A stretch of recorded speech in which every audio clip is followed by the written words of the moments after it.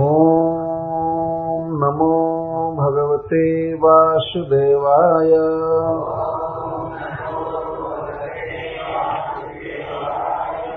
अध्याय 15 श्लोक 47। एवं स भगवान कृष्णो वृंदावन चरः क्वचित् ययो राममृते राजन् कालिंदीं सखिभिर्वृतः अथ गावश्च गोपाश्च निदाघातपपीडिताः दुष्टं जलं पपुः तस्याः तृषार्ता विषदूषिता विषाम्भस्तदुपस्पृश्य दैवोपहत चेतसः निपेतुर्व्यसवः सर्वे सलिलान्ते कुरुद्वः। गिरिधर ब्रजधर मुरलीधर धर नीधर माधो पीतांबर धर गिरिधर ब्रजधर।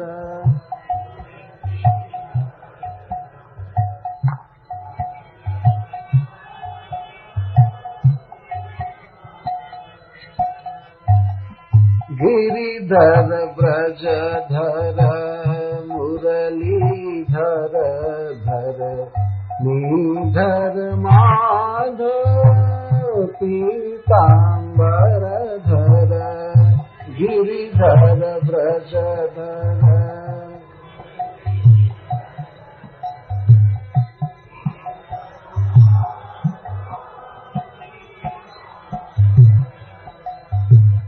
शंख चक्रधर गदा पद्मधर शंख चक्रधर शंख चक्रधर गदा पद्मधर शंख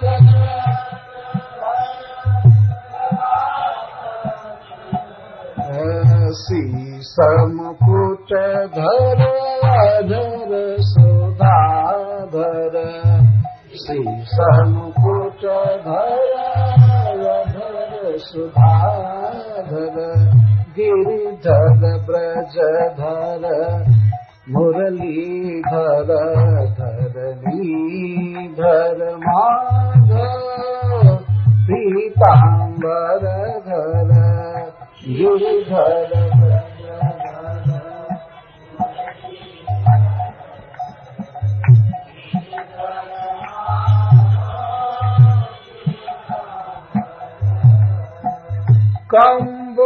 कंबुकंठधर कौस्तुभमणिधर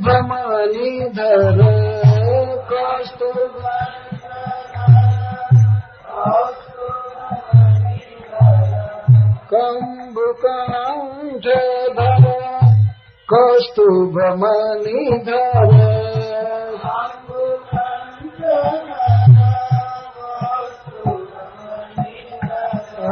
वनमाला धर मुक्तमाल धर वनमाला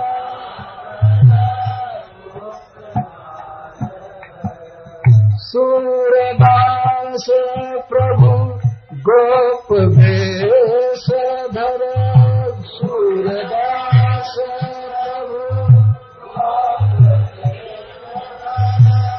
काली फन पर चरण कमल धर काली फन पर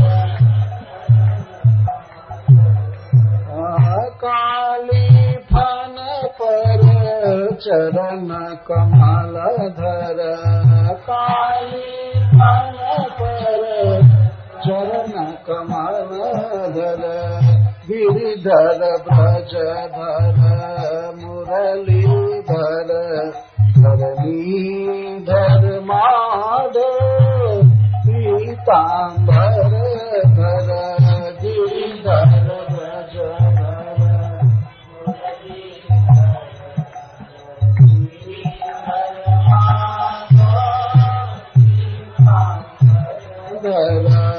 गिरिधर ब्रजधर मुरलीधर धरणीधर माधव पीताम्बर धर गिरिधर ब्रजधर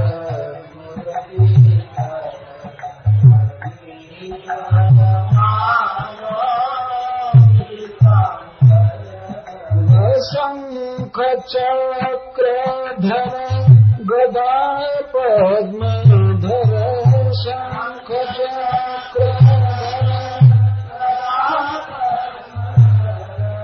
शंख चक्रधर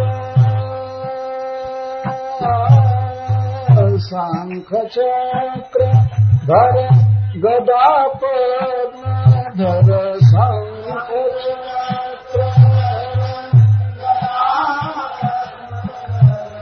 शीश मुकुट धर सुधाधर शीश मुकुट धर सुधाधर शीश मुकुट धर सुधाधर शीश मुकुट धर गिरिधर ब्रजधर मुरलीधर धर निधर माधव पीताम्बर धर गिरिधर ब्रजधर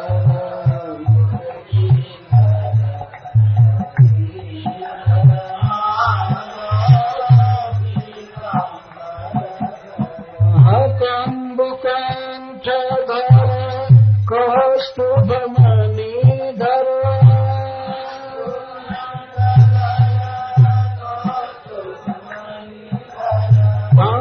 कंबुकंठ धर कौस्तुभमणि धर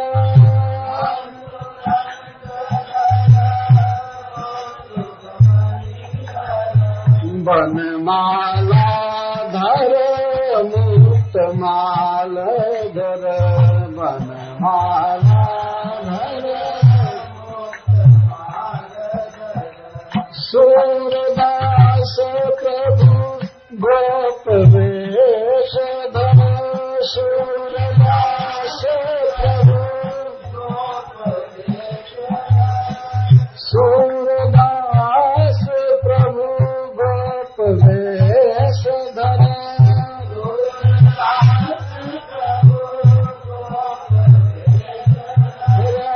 काली खन पर चरण कमल धर काली खन काली खन पर चरण कमल धर काली खन पर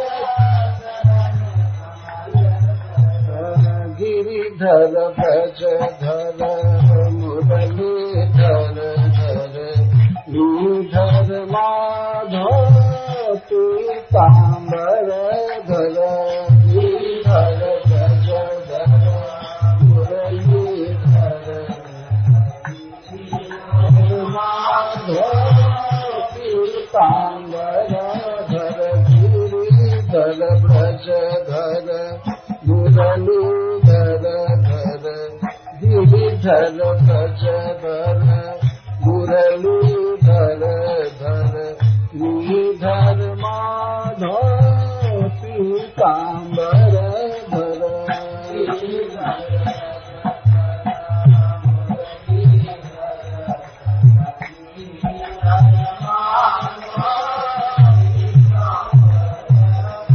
गिरिधर ब्रजधर मुरलीधर धरणीधर माधव पीतांबर धर गिरिधर व्रज धर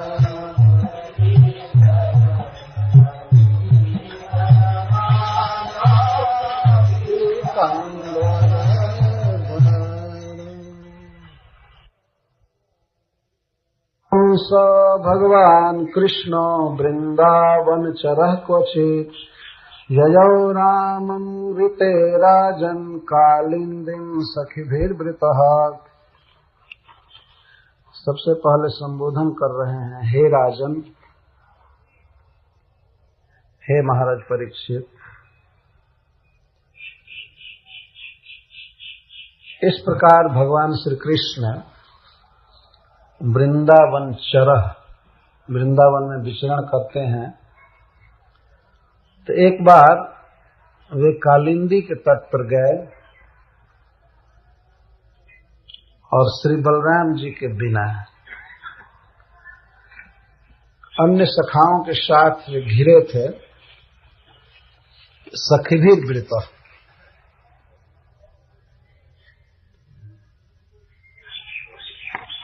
एवं निगूढ़ैश्वर्या लौकिकीं लीला मुक्त्वा तालिबन क्रीड़ा प्रसंगेन प्रकट ऐश्वर्यांतां वक्ष्यन् काली दमनम वक्तुम आरभते एवं इत्यादि ने।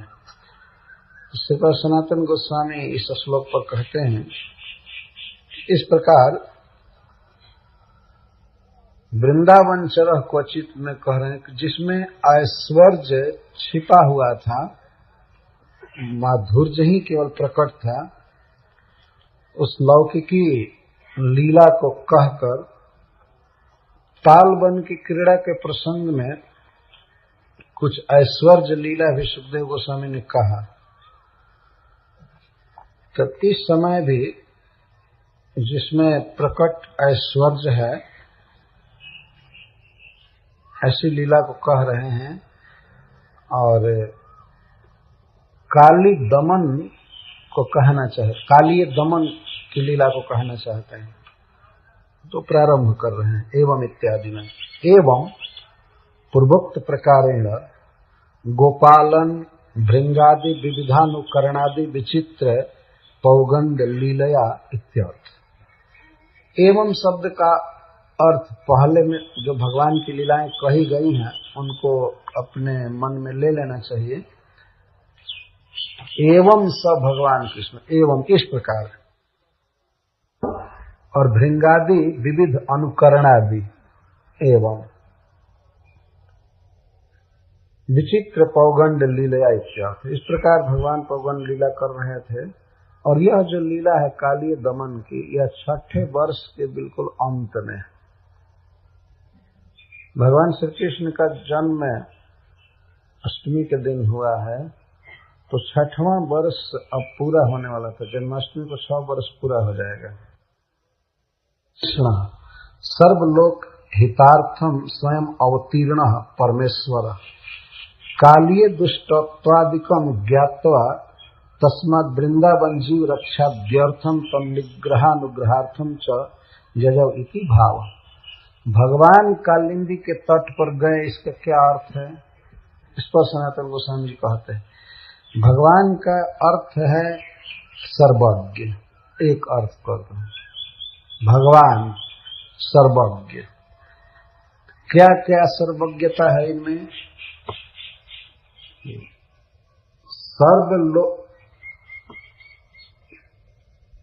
सर्वलोक हितार्थम स्वयं अवतीर्ण परमेश्वर कालीय दुष्टत्वादिकम ज्ञात्वा। सर्व जगत के हित के लिए भगवान अवतार लिए हैं, तो कालिये की दुष्टता को जानते हैं। यह ज्ञान है भगवान। तो कालिये की दुष्टता जानते हैं। और तस्माद वृंदावन जीव रक्षा व्यर्थम तम निग्रहानुग्रहार्थम की भाव। और वृंदावन के जीवों की रक्षा के लिए कालिये का निग्रह करके और उस पर अनुग्रह करने के लिए गए। तो भगवान ने विचार कर लिया कि कालिए का निग्रह करना है, और निग्रह ही अनुग्रह होगा। अनुग्रहोयम भवत्वः कृतो ही। भगवान ने वास्तव में कालिए पर अनुग्रह किया है। बाहर से देखने में लगता है कि निग्रह किया, और हम लोग भी कहते हैं कालिए दमन विधान, कालिए का दमन किया है। लेकिन वास्तव में भगवान ने कालिए का दमन क्या किया? कालिए का उत्कर्ष बढ़ा दिया। इन सब बातों को जान करके यमुना के तट पर गए। वृंदावन चरण सुन, वृंदावन चरह शब्द बता रहा है। पहले वृंदावन में घूमे, वृंदावन चरण सन, वृंदावन में घूमते हुए कालिंदी के तट पर गए। ऐसा नहीं कि ब्रज से निकले और अकस्मात जमुना जी के तट पर चले गए, नहीं, कुछ देर खेले, गोचारण किए और इसके बाद गए। सबके साथ सखबीर वृता, ये जमुना जी के तट पर जाने के लिए वर्णन है। और वृंदावन चरह भी सखबीर वृता, सखाओं से घिरे हुए वृंदावन में विहार किए और सखाओं से घिरे हुए जमुना के तट पर गए। गौएं भी सब गई, गोप सखा गए और भगवान गए। क्वचित, क्वचित का क्या अर्थ है? कदाचित। कदाचित का अर्थ है षष्ठ वर्षस्य अन्ते ग्रीष्म काले इत्यर्थ। कदाचित का यहाँ अर्थ है क्वचित। छठे वर्ष के अंत में ग्रीष्म ऋतु में गए, गर्मी के महीने में गए। रामम बिना, राम के बिना क्यों गए? अन्य समस्त लीलाओं में तो श्री बलराम जी को साथ में रखते हैं, यहाँ क्यों बिना राम के गए? तो श्रीपाद सनातन गोस्वामी लिखते हैं, अन्यथा कालिये हृद प्रवेशादिना शेष ब्रज जनाना अनर्था पत्ते। श्री कृष्ण कालिये हृद में प्रवेश करेंगे तो इनको देख करके समस्त ब्रजवासी कालिये दह में कूद पड़ेंगे, इससे उनका अनर्थ होगा। तो श्री बलराम यदि बाहर रहेंगे तो सबको रोक लेंगे, किसी का मरण नहीं हो पाएगा।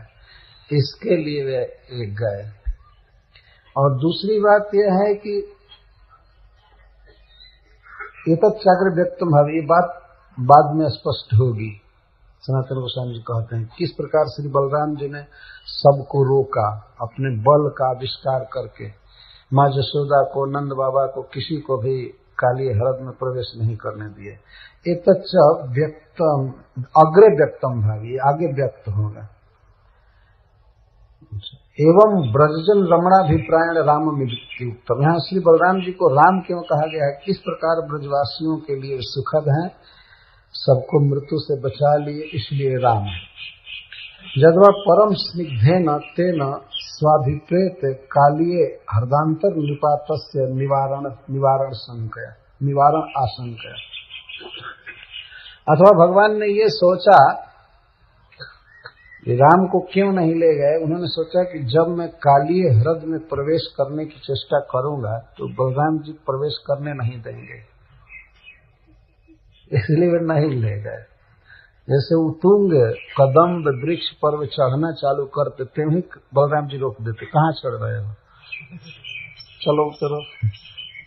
और इनको तो बहुत अधिरूह्य, कदम्बम अधिरूह्य, अधिमन अधिकम उरूह्य, बहुत ऊंचे उतुंग बिल्कुल शिखर पर चढ़ गए उस वृक्ष पे, उनको कूदना। तो श्री बलराम जी रहते तो अवश्य बाधा देते कृष्ण के इस उच्छृंखल व्यवहार पर, इसलिए भगवान उनको नहीं ले गए। श्री हरिसूरी जी ने कहा है कि भगवान शायद इसलिए भी नहीं ले गए कि वे एक सांप का निग्रह करेंगे, मारेंगे, कुचलेंगे, तो शायद सर्पराज वहां रहे शेषनाग, तो ये विरोध करने लगेंगे कि हमारी जाति के व्यक्ति को आप ऐसा मार रहे हैं। शायद भगवान ने यही सोचकर नहीं ले गया, नहीं ले गए, छोड़ो मोह हो जाएगा ना। कई भाव लिखे हैं। तो श्री भगवान श्री दाऊ जी को नहीं ले गए। राजन इति तल्लीला स्मरणे न स्वयं आर्तया, उस लीला का स्मरण करके सुखदेव गोस्वामी स्वयं ही दुखी हो गए हैं। तो महाराज परीक्षित को संबोधित करते हैं, हे राजन, अथवा अग्रे राज्ञा धैर्यार्थम संबोधयति, अथवा महाराज परीक्षित को आगे धैर्य के लिए संबोधित कर रहे हैं कि आप धैर्य रखना महाराज, आप राजा हैं, बहुत दुखद लीला आ रही है, इसलिए आप धैर्य रखिए। जदवा राजमान धनुकिवा तद में कालीय हृद जल विहाराभ्यर्थम उपयुक्त, अथवा राजन शब्द कृष्ण के साथ जुड़ेगा। राजन का अर्थ बहुत अच्छा लगना है।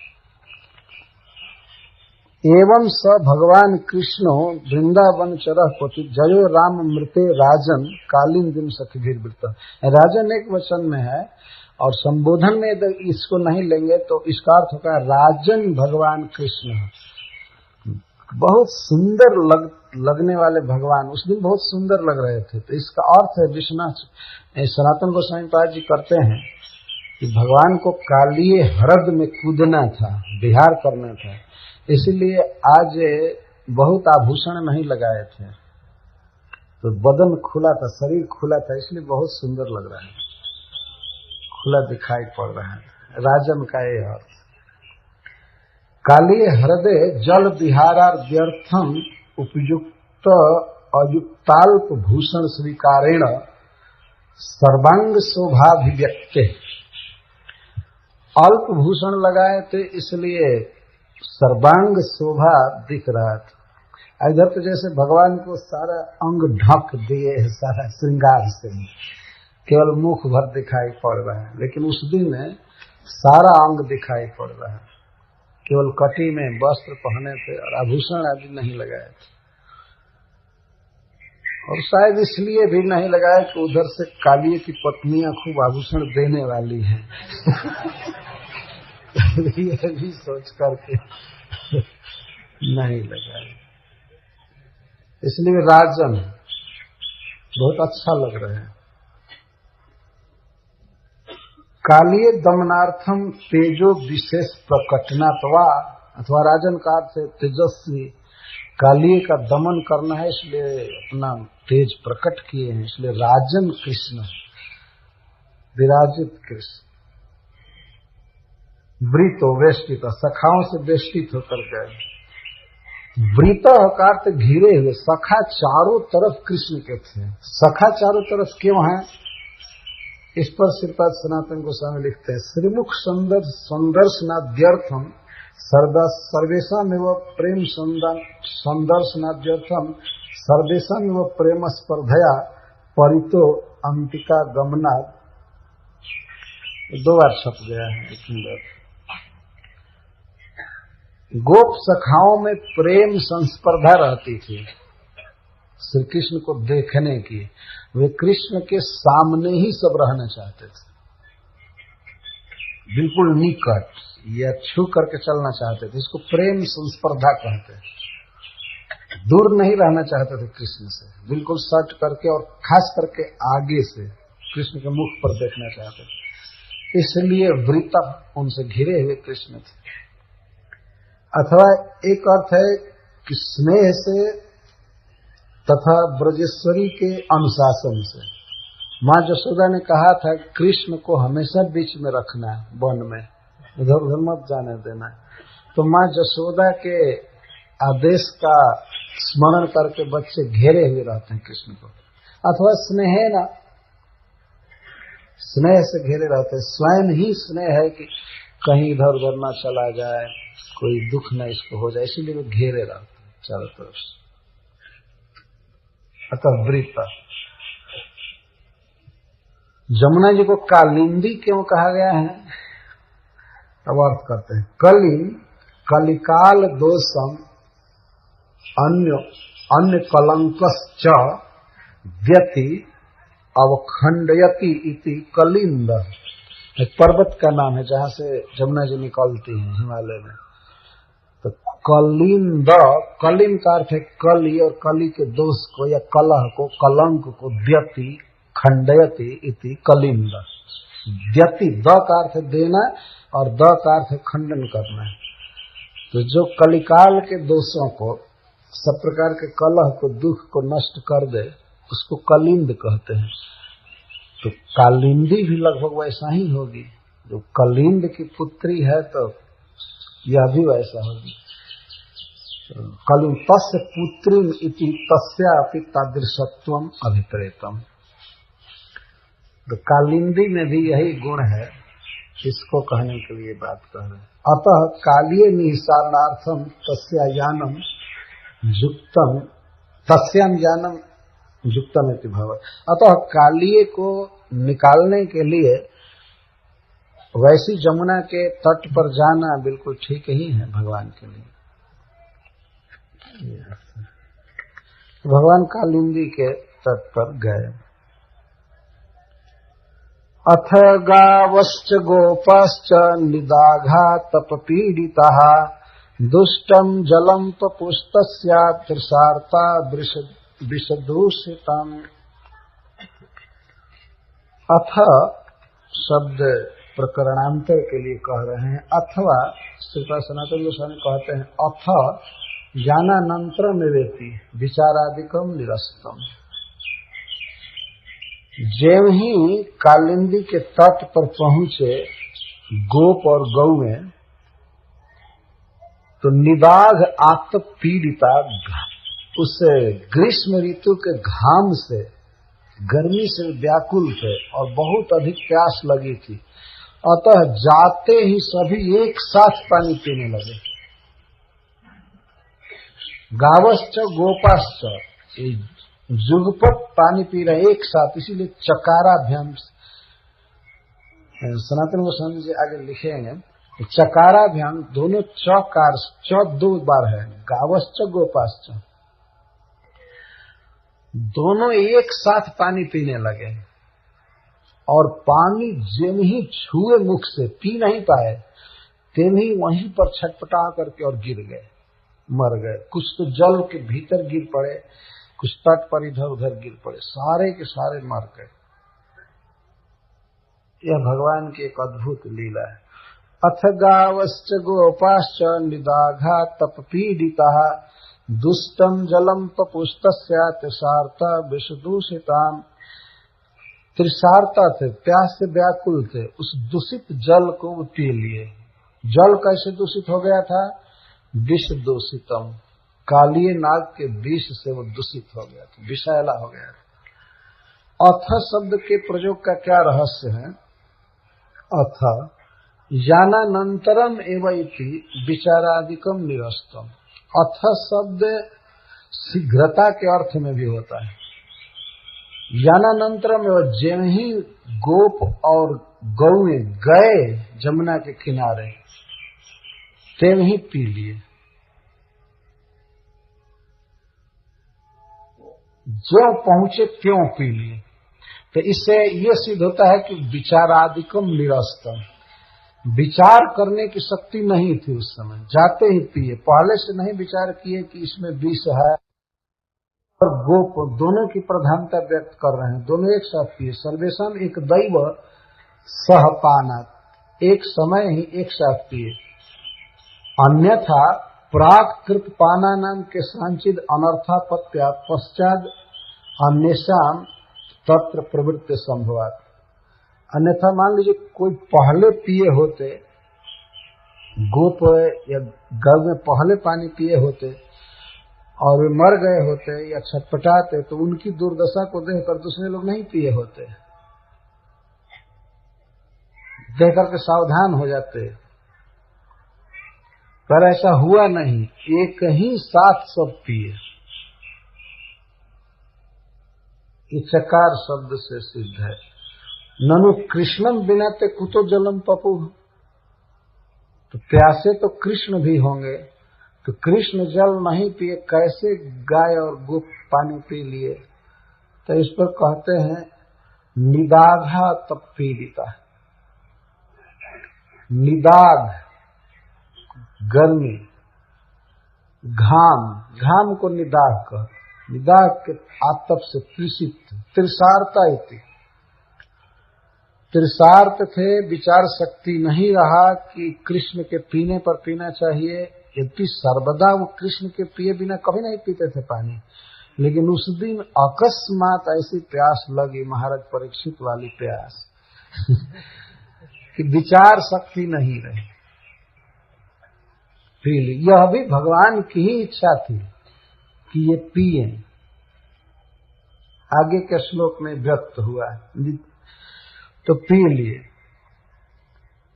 विष दूषितम, दूषितम जल पिए। क्यों दुष्ट हो गया था? दुष्टत्वे कारण माह, विष दूषितम, विष से दूषित था। जल कैसे दूषित हो गया था? तो विष से, विषैला हो गया था, देखने में बिल्कुल क्लियर था, साफ स्वच्छ दिख रहा था, लेकिन भयंकर हलाहल विष से युक्त हो गया। तो ऐसे जल को पीकर वे सब गिर पड़े। विषाम्भस्तदुपस्पृश्य दैवोपहत चेतसः निपेतुर्व्यसवः सर्वे सलिलान्ते कुरुद्वः। हे कुरुकुल श्रेष्ठ परीक्षित, उस विषाम्भ को, उस विष जल को उपस्पृश्य, केवल थोड़ा सा मुख से सटाने मात्र से, आचमन मात्र से, व्यसवः, वे प्राणहीन हो गए, मर गए गोप और गौएं सर्वे।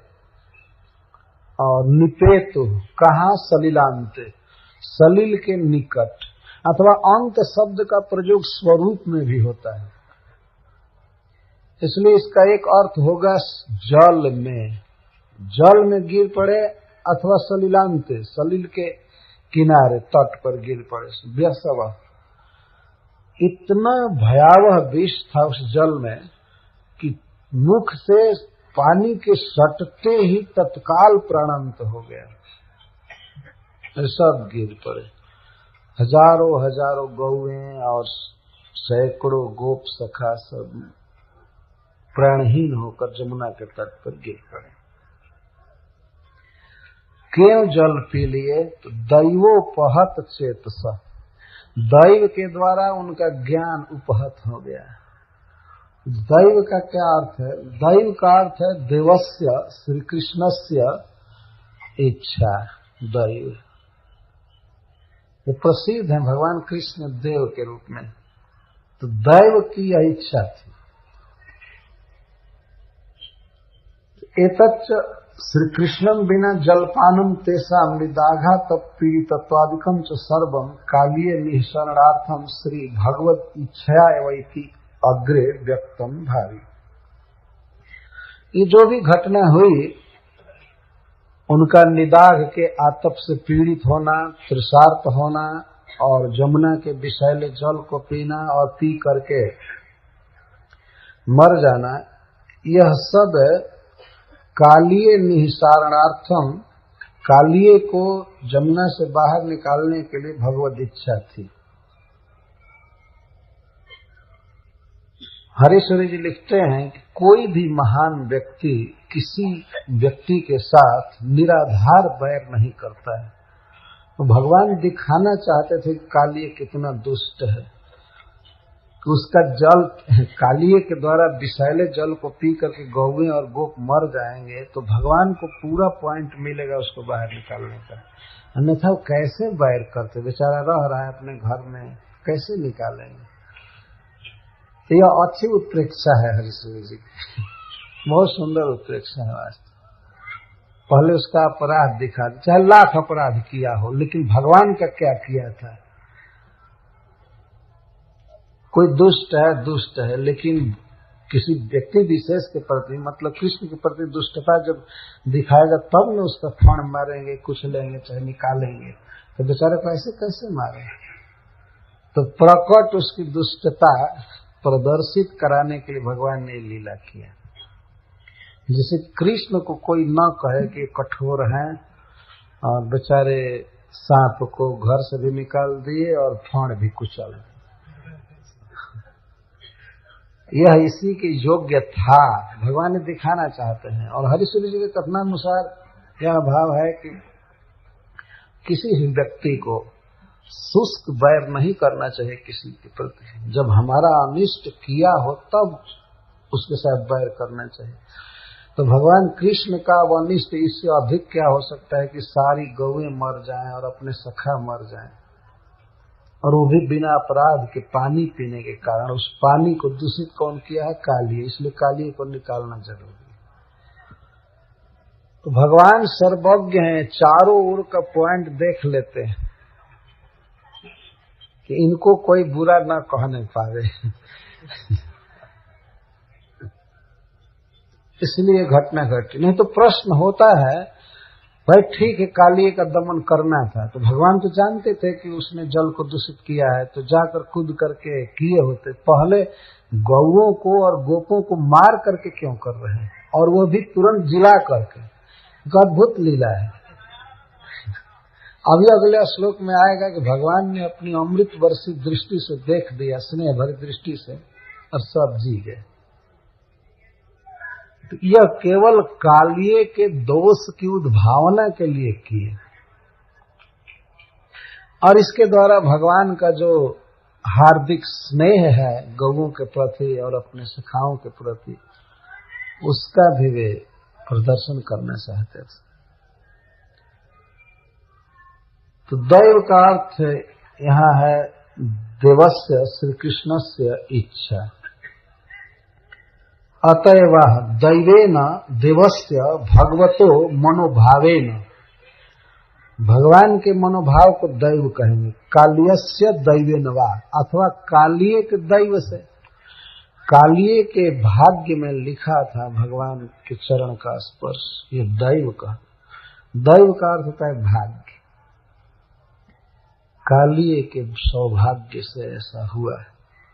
कालियस्य दैवेन वा, कालिए का सौभाग्य ऐसा था, उसका सौभाग्य नहीं होता तो ये न बच्चे मरे होते, न गौएं मरी होती, और नहीं मरे होते तो भगवान उसको नहीं निकाले होते, छोड़ दिए होते, कोई संबंध ही नहीं रहा होता। अथवा कालिए के दैव से तात्पर्य और भी है। कालिए का कर्म फल इतना ही दिन लिखा था ब्रज में रहना, अब वो निकल कर बाहर जाएगा। जो कुछ भी हो, कालिए वृंदावन से बाहर चला गया तो कोई घाटा नहीं हुआ, भगवान मिल गए ना। भगवान मिल जाए और जहां आज्ञा करे रहने के लिए वहीं रहना ठीक होता है। नहीं तो ब्रजवासी बन करके रह रहा था और सब ब्रजवासियों को दुख दे रहा था। जब पानी भी पीने लायक नहीं रह गया था जमुना का, और एक व्यक्ति के कारण, तो उसका क्या अधिकार था ब्रज में रहने का? भगवान ऐसे लोगों को निकाल कर बाहर कर देते हैं जो वृंदावन को दूषित करते हैं। किसी के भी ब्रजवास करने से दूसरे जीव दुखी हो वहां, तो भगवान नहीं चाहते हैं कि वह व्यक्ति रहे, दूसरों की सेवा करने के लिए रहे। तो कालिए का यह दैव था, सौभाग्य था, क्योंकि कालिए स्वयं ही कहा है और उसकी पत्नियों ने कहा है कि हमारा अहोभाग्य है। तपः सुतप्तम किमनेन पूर्वम निरस्तमाने नशमान देना, धर्मोत्थवा सर्व जनान कंपया जतो भवांश तुष्यति सर्व जीवा। नाग पत्नियां कह रहे हैं कि हे प्रभु, हम नहीं जानते हैं कि हमारे पति ने क्या सुकर्म किया था कि आपका चरण रज मिला है। जिस चरण रज की कामना श्री जी करती हैं और आज तक उनको नहीं मिली। चक्रवर्ती पाजी कहते हैं वही चरण रज नहीं, चरण मिला, और ऐसा मिला कि फाड़ पर निशान बना बना करके मिला। ऐसा तो किसी भी भक्त को नहीं मिला होगा। अरे भगवान सिर पर रखे होंगे किसी भक्त के चरण, तो भगवान के चरण की छाप थोड़े पड़ी होगी, तो कुछ भी निशान नहीं रह गया। लेकिन कालिए के फण पर आज तक निशान है भगवान के चरण चिन्ह का। और भगवान ने कहा कि ये अमिट रहेगा और गरुड़ जी तुमको नहीं खाएंगे, नहीं मारेंगे। कहा था, तो उसका बहुत बड़ा भाग्य।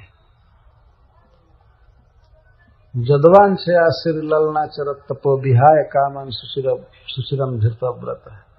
तो यहाँ कालिये का कालियस्य दैव, कालिये का सौभाग्य, कालिये के सौभाग्य से, भगवान की इच्छा से उपहृतम चेतो ज्ञानम जैसा ते, गोपों और गायों का ज्ञान हर लिया गया।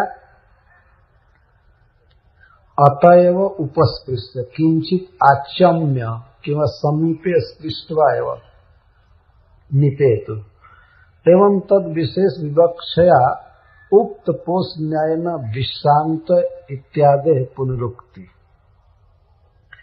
संस्कृत में एक उक्त पोष न्याय है, जो बात कह दी गई है उसी को पोषने के लिए फिर से वैसी बात कही जाती है, तो उसको पुनरुक्ति दोष नहीं कहते हैं। जब विष दूषित कह ही दिए तो विषांभ फिर कहने की जरूरत नहीं थी। तो श्रील सनातन गोस्वामी पाद जी कहते हैं कि वह इतना विषैला था, इतना विषैला था, क्या कहें, इसलिए बार बार विषांभ, विष दूषितम कह रहे हैं, भयंकर विष था। तो उक्त पोष न्याय कहते हैं, कही हुई बात को पोषने के लिए, अर्थात उसको और रिफाइन करने के लिए, क्लियर करने के लिए फिर से ऐसी बात कही जाती है। विषांभस तदुपस्पृश दैवोपहत चेत निपेतुर बेसवा सर्वे सलिलांते कुरुद्वः। सलिलांते, सलिल में गिर पड़े या सलिल के किनारे गिर पड़े। अंतिके भी कहा गया था पहले, और फिर सलिलांते कहा जा रहा है। यह उक्त पोष न्याय। स्वरूपे अंत शब्द सलिले एवं इत्यर्थ। दुर्विषय जलपाने न सद्य तथैव निपतनात् अन्यत्र गंतुम असक्ते। अच्छा, यह क्यों बार बार कह रहे हैं कि सलिल के पास ही गिर पड़े, ये जमुना के किनारे ही गिर पड़े? इसका अर्थ है कि विष पीते ही अब चलने की शक्ति नहीं रह गई, इसलिए एक पग भी वे बच्चे या गौ में इधर उधर जा नहीं पाई। अन्यत्र गंतुम असक्ते, चलने की शक्ति नहीं रह गई, वहीं पर गिर पड़े व्यस्वः एवं निष्प्राण होकर। एतद अन्यच्च वक्ष्यमाणम अशेषम श्री भगवतो अद्भुत चेष्टितत्वमिति उह्य। ये है भगवान की अद्भुत लीलाएं, जैसे कि अद्भुत कर्मण है, ये बाद में कहा जाएगा, तो उस स्थान पर इसको व्यक्त करेंगे। सनातन गोस्वामी पाद जी कहते हैं वहां पर हम इसकी व्याख्या करेंगे। तच्च तत्रैव विस्तार्यम, इसका वहीं पर विस्तार करेंगे जहां अद्भुत कर्मणा आया है। कुरुद्वह क्यों संबोधित कर रहे हैं? हे कुरुवंश में श्रेष्ठ, महाराज परीक्षित के लिए, हे कुरुकुल नंदन इति विषिदंतम राजानम सांत्वयति। इस कथा को सुन करके कि गोप सखा मर गए हैं, गौएं मर गई हैं, तो महाराज परीक्षित विषाद में डूब गए, तो उनको सांत्वना दे रहे हैं कथा कहते इस संबोधन द्वारा। तब भगवान ने क्या किया? वीक्षतान वै तथा भूतान कृष्णो योगेश्वरेश्वरः इच्छया मृतवर्षिण्या स्वनाथान समजीवयात्। गोपों और गौओं को तथा भूतान उस दशा में देखकर योगेश्वरेश्वर भगवान कृष्ण अपनी अमृत वर्षी चितवन से देखकर उन्हें जीवित कर दिए, सम्यक जीवित कर दिए, सम अजीवयत। स्वनाथान, क्योंकि गोपों के और गायों के एकमात्र रक्षक और पोषक स्वयं श्री कृष्ण ही है। तो अपनी गौओं को और अपने गोपों को इस दशा में देखकर भगवान ने अपनी अमृत वर्षी दृष्टि से देखा, वे जी गए। तथा भूतान पर सनातन गोस्वामी पाद जी लिखते हैं कि सुखदेव गोस्वामी का भी हृदय बहुत दुखित हो गया। इस तरह से शव के रूप में पड़े हुए मरे हुए अपने साथियों को और अपने गौओं को देखकर भगवान द्रवित हो गए। कैसी दशा थी उसका वर्णन नहीं कर पा रहे हैं सुखदेव गोस्वामी। बहुत अमंगलमय स्थिति हो गई है, इसीलिए तथा भूतन कह करके वर्णन करते। तथा भूतन, उस दशा में वही बच्चे जो भगवान के साथ अभी 2 मिनट पहले खेल रहे थे, हंस रहे थे, गा रहे थे, भगवान का मुख निरीक्षण कर रहे थे, और वही गौएं जो इतना आनंद में थी लेकिन तत्काल निष्प्राण होकर मरकर जमुना के तट पर गिर पड़ी। तो उनको देखते ही भगवान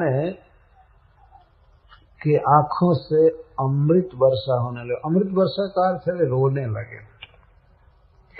एक बार भगवान के हृदय में भी हाहाकार हो गया, अपने सखाओं को देख करके वे उनसे लिपट करके रोने लगे और गौओं से। विश्वनाथ चक्रवर्ती ठाकुर लिखते हैं भगवान जो रोए शोक में, उनके आंखों से जो आंसू गिरे अपने सखाओं के ऊपर और गौओं के ऊपर, तो आंसू अमृत स्वरूप है। भगवान के आंसू भगवान है, तो उन आंसुओं के स्पर्श होने से वे जी गए।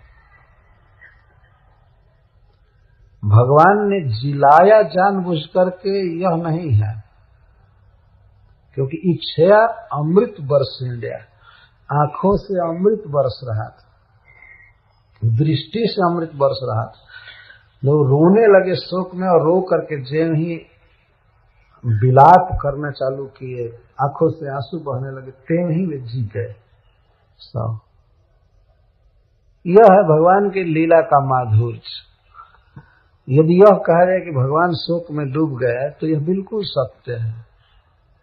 यह है लीला आवेश। तो सारा गोधन भगवान का समाप्त हो गया और सारे सखा मर गए, इसलिए शोक तो होगा ही भगवान को निश्चित। और उससे वे प्रत्येक सखा के पास रोने लगे। चक्रवर्ती पाजी कहते हैं भगवान ने उस समय अपना स्वरूप प्रकट किया और प्रत्येक सखा का आलिंगन करके वो रो रहे थे। प्रत्येक गौ के पास थे और आंखों से अमृत अश्रु चुए और वे सटे, उनसे तो जी गए। विष जल पी करके मर सकते थे, तो भगवान के आंख का आंसू सटने से क्यों नहीं जी सकते थे? काली मार सकता है तो कृष्ण जिला नहीं सकते हैं। भगवान के आंसू में अद्भुत शक्ति है, उनके केवल दृष्टिपात में। कुछ आचार्यों का कहना है केवल देख कर जिला दिए, स्नेह से देखे, आत्मीयता से। और गौएं जिनको भगवान अपनी माँ मानते और उनका दूध वे पिए भी हैं बछड़ा बनकर, और भी वत्स तरह बाछी या बछड़े और सब थे, सब मर गए थे। तो सबको अपनी अमृत वर्षी दृष्टि से देख करके जीवित कर दिए। इच्छया अमृत वर्षिण्या, क्या भगवान की दृष्टि में शक्ति है। इसी से भगवान के सामने होना चाहिए। भगवान अपने भक्तों को देखते हैं। जो व्यक्ति भगवान का दर्शन करता है तो भगवान उस पर प्रेम से देखते हैं, और जिस पर भगवान प्रेम से देखते हैं उसके जीवन में कभी दुख नहीं हो सकता है।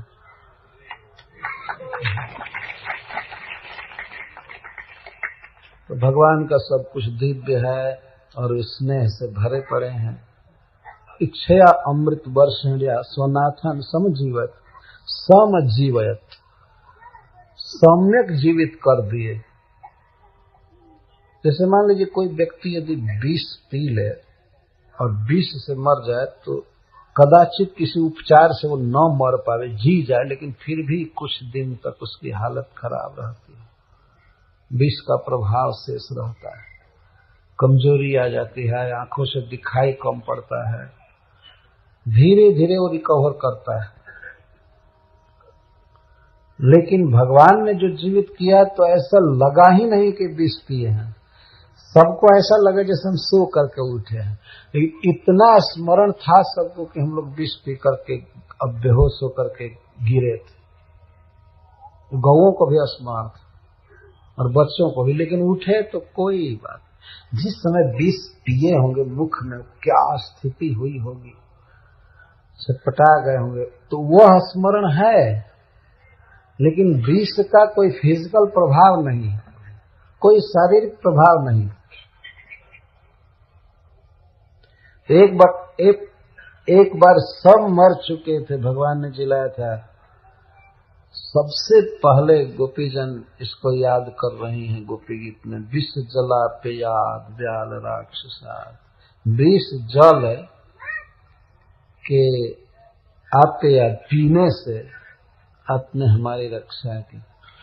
गोपियों के कहने का आशय था, आपने हमारी रक्षा की मतलब हमारे स्वजनों की या गायों की रक्षा किए। यदि उस समय नहीं रक्षा किए तो हम सब भी मर गई होती। लेकिन आप एक बार विष के जल से रक्षा करके और फिर अपने बीजोग के दवानल से जला रहे हैं, ठीक नहीं। आप प्रकट हो जाइए, दैत दृश्यताम, हे दैत, हे प्रियतम, आप दिखाई पड़िए। विष जला पयाद ब्याल रक्षसाद, वर्ष मारुताद वैद्यतानलाद, वृषमयात्म जात विश्व तो भयाद, ऋषभते वयम रक्षिता मुहु। सब प्रकार से हमारी अपने रक्षा किया।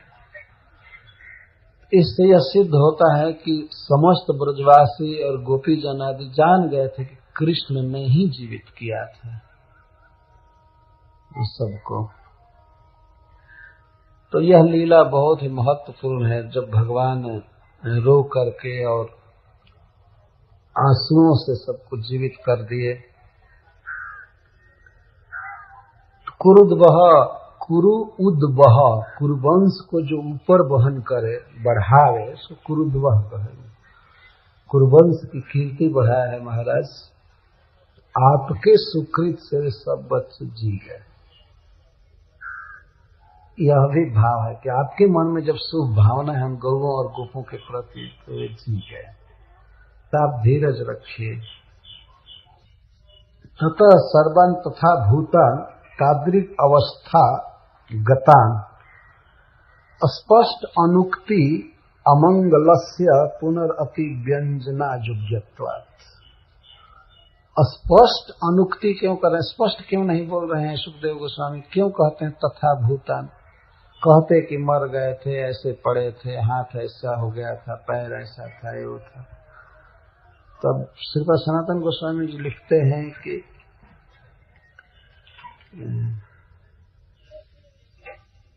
स्पष्ट अनुक्ति अमंगलस्य पुनः अति व्यंजन अयोग्यत्वात्। अमंगल को, उस अमंगल स्थिति को पुनः व्यक्त करना ठीक नहीं।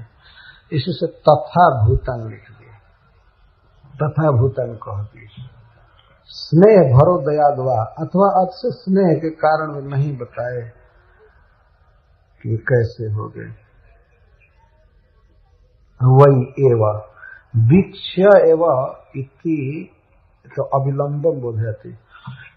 वीक्ष शब्द इसमें आया है, उसका अर्थ है कि भगवान श्री कृष्ण तत्काल जीवित कर दिए, देर नहीं किए। वीक्ष समजीवयत्, देह तक अविलंबम बोधयति, देर नहीं हुआ। जतः स्वनाथन, क्यों तत्काल जीवित कर दिए? क्योंकि स्वनाथन अनन्य गति, उनका कोई दूसरा आश्रय नहीं था, दूसरा बंधु नहीं था, कृष्ण ही सब कुछ अपने थे। जैसे मान लीजिए कोई व्यक्ति विष पी ले, कोई गाय या कोई बच्चा, तो उसको स्वस्थ करने के लिए यदि वो छटपटा रहा हो तो अपना बंधु ही काम आएगा न, जो उसका अपना व्यक्ति है, जो उस गौ का रक्षक है, पालक है, अथवा उन बच्चों का जो संबंधी है, पिता है, भाई है, वही तो उसको ले जाएगा अस्पताल या जो भी उपचार करना होगा करेगा। तो जब भगवान ने देखा कि इन गोपों और गौओं की ये दशा हुई है, तो उनका बंधु था कौन? कृष्ण थे। इसलिए भगवान के पास जो सबसे बड़ी योग्यता थी उनको स्वस्थ करने की, जिलाने की, तो जिला दिए, मरे हुए को जिला दिए। तो भगवान ने उनको जो जीवित किया वह इस भाव से नहीं कि मैं भगवान हूं, इस भाव से जीवित किया कि ये हमारे हैं और मैं ही इनका रक्षक, परमात्मीयता से जिला दिए। इस स्वनाथन शब्द का यह अभिप्राय है। क्यों जिला दिए? अब सुखदेव गोस्वामी अपनी ओर से कहते हैं योगेश्वरेश्वर, योगेश्वरों के भी ईश्वर हैं। समान योगी में भी इस प्रकार की शक्ति देखी जाती है, मरे हुए को जिला देने की। तो फिर योगेश्वरों के भी जो ईश्वर हैं उनके लिए कौन बड़ी बात है? अब कहाँ किस दिन के लिए अपनी योगेश्वरता रखेंगे भगवान, बताइए। तो मरे हुए को जिलाने की जो भगवान में शक्ति है, अब इससे अधिक उपयुक्त स्थान कब मिलेगा उनको? यत्र योगेश्वर कृष्ण यत्र पार्थो धनुर्धर तत्र श्री विजयो भूतिर ध्रुवा नीति मति मम। जहाँ कृष्ण है वहीं विजय है, वहीं ध्रुवा नीति है, सब कुछ। जहाँ अर्जुन है। यह बात संजय जी धृतराष्ट्र से सुना रहे हैं कि महाराज आप जो सोच रहे हैं कि दुर्योधन आदि जीतेंगे, तो ये अब सपना जैसा विचार छोड़ दीजिए। जहाँ कृष्ण है जिस पक्ष में और अर्जुन है वही जीतेंगे। युधिष्ठिर की विजय निश्चित है, पर फिर भी वो अंधा नहीं माना। अभी भी समय था और रोक सकता था। कथा कहने में संजय जी धृतराष्ट्र को इस तरह सुना रहे हैं। जब शंख वादन हुआ कुरुक्षेत्र में, तो कहते हैं स घोषो धार्तराष्ट्राणाम हृदया निवेदारयत्। भगवान का शंखनाद, अर्जुन का शंखनाद और युधिष्ठिर महाराज आदि का शंखनाद केवल, और बाजा नहीं, केवल शंखनाद धृतराष्ट्र के पुत्रों की छाती फाड़ दिया। और किसको सुना रहे हैं? धृतराष्ट्र को। संजय उवाच। लेकिन फिर भी धृतराष्ट्र तो केवल कथा सुनना चाहते थे। सघोषो धार्तराष्ट्राणाम, धार्तराष्ट्र का अर्थ हुआ धृतराष्ट्र के सैनिक अथवा धृतराष्ट्र के पुत्र गण। अद्भुत कथावाचक हैं और कथा श्रोता भी है। और जबकि वो पूछे हैं, महाराज धृतराष्ट्र पूछते हैं धर्म क्षेत्र कुरुक्षेत्र समवेताजुत माम का पांडवाश्चैव किम करोत संजय। हे संजय, सुनाओ सुनाओ हमारे पुत्र और पांडु के पुत्र कुरुक्षेत्र में जुट कर क्या किए, मतलब किस तरह से लड़े, लड़ाई की कथा सुनाओ। उनके कहने का भाव ये था, 10 दिन महाभारत का युद्ध बीत चुका था, उस पर पूछ रहे हैं। भीष्म पितामह गिर गए, उसके बाद बड़े दुखी हुए धृतराष्ट्र, तब पूछते हैं। तो संजय कथा कहते समय सब कुछ सुना ही रहे हैं, और कौरव पक्ष के वीरों का शंखनाद और यहाँ तक कि सारे बाजे बजे, तो उसके लिए संजय जी कह रहा है सशब्द तुम लो भवत। बड़ा गंभीर शब्द हुआ, लेकिन पांडव सैनिकों पर क्या प्रभाव पड़ा कुछ भी नहीं वर्णन कर रहा। क्या कुछ नहीं हुआ, कोई भय नहीं हुआ, लेकिन पांडव पक्ष के वीरों का केवल शंखनाद हुआ तो धृतराष्ट्र के सैनिकों का हृदय दहला दिया, व्यदारयत, फाड़ दिया, 2 भाग में कर दिया। और गीता के अंत में कहते हैं यत्र योगेश्वर कृष्ण यत्र पार्थो धनुर्धर तत्र श्री विजयो भूतिर ध्रुवा नीतिर मतिर मम। महाराज ये मैं बोल रहा हूँ, मतिर मम ये मेरा अनुभव है और आप भी मुझे प्रमाण मानते हैं। मैं साफ कह देता हूँ कि जहाँ कृष्ण है और जहाँ गांडीव धनुषधारी अर्जुन है वहीं विजय है, वहीं भूति है, ध्रुवा नीति है, सब कुछ वहीं है। आपके पुत्र खोएंगे धन और प्राण दोनों, इसलिए अभी भी आप उनको रोक दीजिए फोन करके यहाँ से। कहिए तो डाल मिला दो।